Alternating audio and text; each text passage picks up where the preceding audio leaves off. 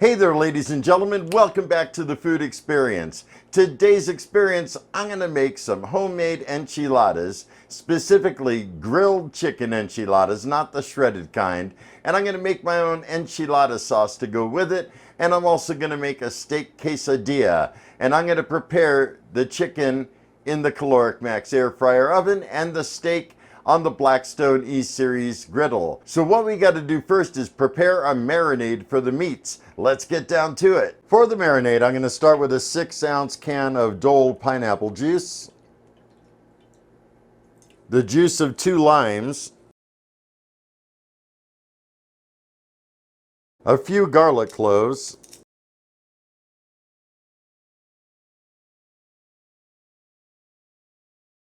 about a 1/4 cup of cilantro. This is fresh cilantro I got from the store that I chopped up.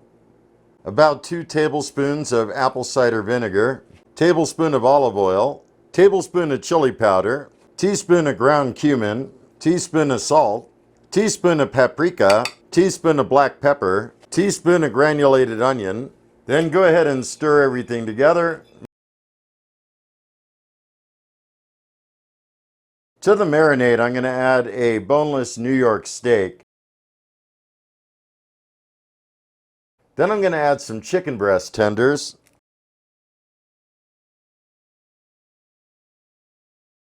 And try to get everything well submerged. Next, I'm going to go ahead and cover it with plastic wrap. And I'm going to put it in the refrigerator. Next, we're going to make some enchilada sauce. I got some California chile pods and Guajillo chile pods. One thing to note, when you're getting your dried chile pods, you want to make sure they're pliable, okay? You see how this can be bent? It's almost kind of leathery feeling. If they crack and crumble when you do that, then they're too dried out. So what I got to do first is remove the seeds. So what I'm going to do is chop off the top. And then remove all of the seeds. You may even want to slice it open and make sure all the seeds are removed. So there we go. I went ahead and removed all the seeds. And I'm going to go ahead and repeat this till I get 3 ounces of each pepper. And then I'll join you on the next step. For the next step, I got a medium pot right here. I put about 3 ounces of California chiles. And I got about 2 ounces of Guajillo peppers. And then I got 1 onion and 4 garlic cloves that I've cut up. The garlic cloves I went ahead and peeled. And you're supposed to add 4 cups of water or chicken broth. I wanted chicken broth, but I didn't have any. But fortunately, I do have some of this Weiler's chicken powder. So I'm going to add 4 teaspoons of that in there. And that should go fine with the 4 cups of water that I'm going to add. Now I'm going to add 4 cups of water.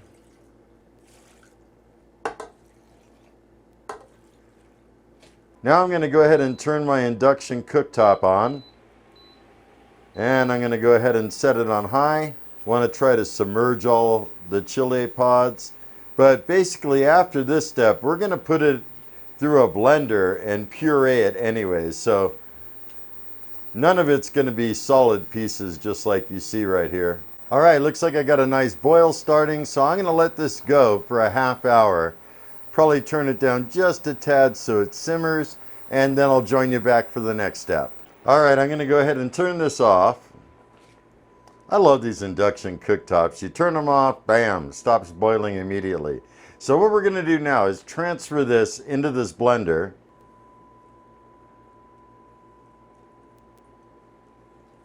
And it's getting pretty full, so I'm going to quickly turn it on to make the volume go down a little bit.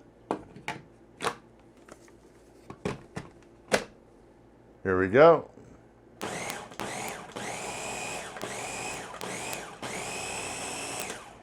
Yeah, it definitely went down a bit. And now we should be able to just pour the rest in. Put the top back on.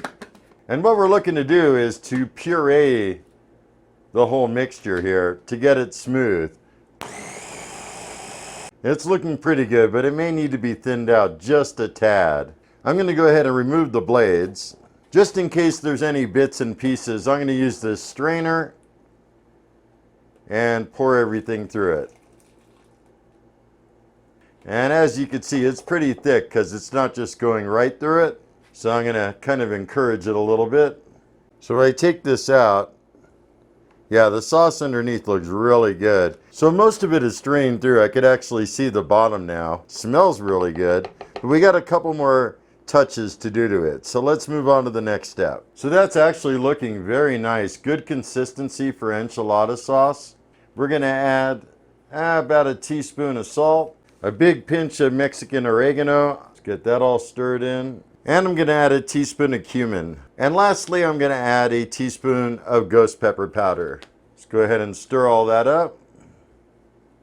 And now we want to go ahead and turn it back on. I almost forgot, I'm going to add a half a can of roasted garlic tomato sauce. That'll just give it kind of a whole nother depth of flavors. And we're going to let it simmer for about 20 to 30 minutes. Just took the meat out of the refrigerator, and it's actually been marinating for about 2.5 hours. So it definitely should be very well seasoned. So I'm going to go ahead and take the chicken pieces out and put them on the steak tray for the caloric max. That should work. Right now I got the max preheating to 365 degrees. As soon as it's up to temperature, I'll throw the chicken in. Over here we got the Blackstone set to 500 degrees. It's almost done preheating. Meanwhile, the max is finished preheating. So I'm going to go ahead and put these combo trays in the regular air fry position. And now I could adjust the time. So I'm going to let it go for 10 minutes. There we go. After which I'm going to go ahead and flip the chicken over. All right, it's been 10 minutes. I'm going to go ahead and flip the chicken over. I'm going to go ahead and remove the chicken and flip each piece over. I'm also going to take a temperature probe and see where I'm at because it might almost be done as is. Yeah, they're just about done. So I'm just going to put them in for another quick minute just for the tops to kind of brown a little bit, and then we'll remove. Going to put it right back in the air frying position, close the doors, put it back on air fry, and I'll go with like 3 minutes at 365. Meanwhile, over at the Blackstone, it never really reached 500 degrees, so we're going to go ahead and put the steak on. First, I'm going to lay down some butter, and let's go ahead and put the steak on. Oh yeah, I'm even going to close it up. All right, chicken is done. Let's go ahead and remove it. Boy, it smells so good. So I'm going to go ahead and transfer the chicken. Meanwhile, let's take a look at that steak. Should be time to flip it over. Oh yeah, it's got a nice crust on it. Going to close the lid and let it go another few minutes. Then I'll temperature check it. 150, that's looking pretty good. Do one more flip over, see what the other side looks like. Oh yeah, nice, good char going on. Love it. All right, that should do it. Let's go ahead and remove the steak. As you can see, I already cut up the chicken. Let's take a look at the steak. Oh yeah, that's perfect. All right, we're just about at the last step right now.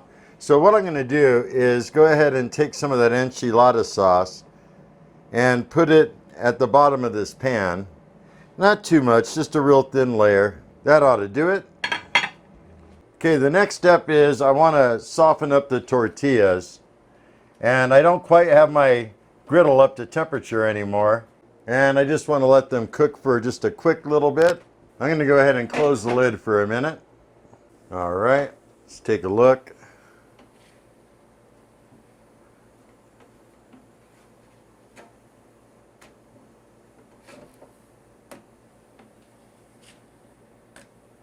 Looking pretty good. Now I'm going to go ahead and remove one, and I'm going to dunk it in the enchilada sauce.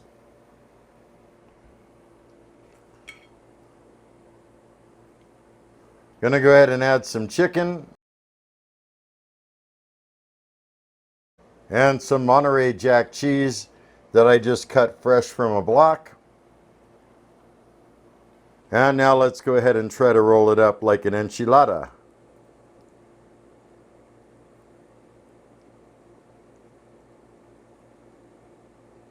There we go. Now I'm going to transfer it to the dish.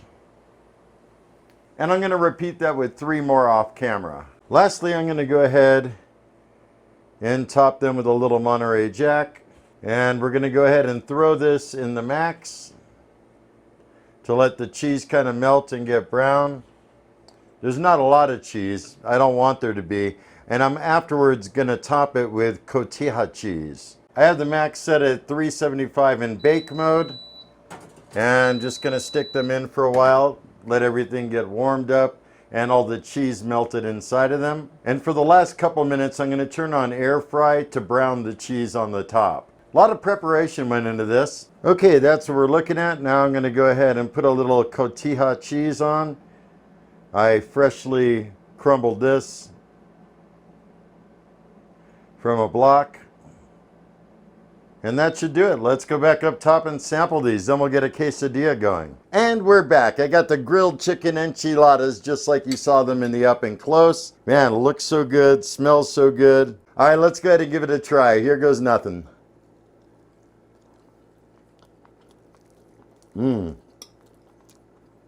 Wow. That enchilada sauce, bomb.com.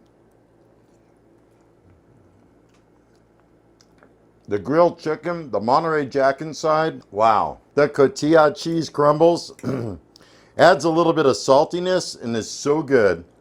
These are some serious good enchiladas. There's a lot of depth from that sauce. You saw what I put into it. 2 different kinds of chili peppers, onions, garlic, cumin, a little bit of salt, and that ghost pepper powder gave it a nice little kick, but nothing too major. You're welcome to, of course, not add the ghost pepper powder and have it super mild. So one thing I did do is I let a guest that's staying on the property, not with me, but she's a family member for the people that live on the property, and I let her try the enchiladas. I wanted to give it to a regular person, get their thoughts and ideas, make sure I'm doing it right. And here's what she had to say. Hey everybody, I got a test subject. Here is my buddy Kaylee right here, and I gave her some of the chicken enchiladas to try, and she's already tasted them. And I would really love your thoughts. It's good, very good. A little warm, but I like warm. I like heat. Yeah, I told her I would add some spice, but not over the top crazy. Yeah, and it's perfect. And cheese is melted, grilled chicken's good. Awesome. Thank you so Awesome. Thank you so much for sharing your thoughts. I'll be back shortly with a steak quesadilla for you to try. Laters. So I would say it's a thumbs up, definitely. Got good reaction from her. Also, her brother tried it off camera, and he absolutely loved it as well. Oh yeah, didn't I make some steak? That's right. Next up, I'm going to go ahead and prepare a steak quesadilla. Let's do it. First, I'm going to go ahead and apply some butter. Got to do this really quick. Lay the tortilla down. Put a decent amount of steak on there.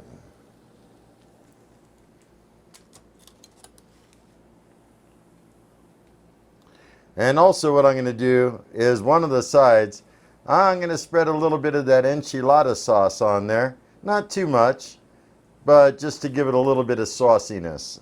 Next, I'm going to use a 4-cheese blend. Put a good amount of cheese there. And let's see if I can fold it. A little more over. There we go. Going to close the lid. Give it a couple minutes. All right, let's go ahead and open it up. Take a look at the bottom. Oh yeah, nice and toasty. Let's go ahead and flip it over. Perfect. Gonna let the other side cook a minute. Cheese should be getting all nice and melted. Oh yeah, definitely is. All right, I'm thinking that should be enough. Let's take a quick look at it. Yeah, it looks good enough. I should have maybe put some more butter down, but all in all, that's really decent. And let's show you the cheese. Yeah, it's all nice and melted in there. All right, let's go ahead and cut it up. I don't really have a plate big enough, but Let's go ahead and use a pizza cutter. But all in all, that looks pretty dang good. All right, so let's go back up top and I'll share my thoughts and then we'll close this all out. All right, here it is, folks, the steak and cheese quesadilla. Let's go ahead and try it.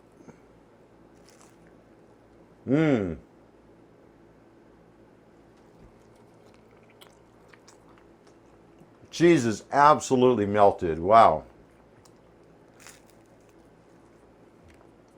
The steak is good. The enchilada sauce, total win. I was thinking maybe I need some hot sauce for this. That enchilada sauce totally filled that void. The only thing missing that I could think it really needed, and I totally forgot to get at the store, I was thinking for the enchiladas also, would be some sour cream and some guacamole. I think both of those items would have gone perfect with this and made it just that much better. The seasoning for the steak is there. I could totally taste it. The cheese is just so ooey gooey. That enchilada sauce has so much depth to it. I will include a link of where I got the enchilada sauce recipe down in the description below. That way you guys could find it and make it on your own. Or if you want, just pay attention, real close attention to my video, and you'll already know what to do to it as well. I think maybe their recipe differed a little bit. Maybe I changed it up a little bit, but nonetheless, it's pretty similar and pretty spot on. So really, that's about it, folks. I hope you guys enjoyed this video. If you're new to my channel, don't forget to hit that subscribe button before you leave. And everybody, newcomers, oldcomers, people that just got here a little while ago, leave a comment down below. I thoroughly enjoy when you guys comment on my videos. And it also kind of makes my videos stay a little more active and YouTube kind of pushes them more. And also hit that like button. Even though I don't have the stats showing right now, it definitely helps if you were to hit that like button. YouTube, somehow they have an algorithm, and when people interact and like and different things on your videos, they tend to push them a lot more. So I'd greatly appreciate if you guys could do that.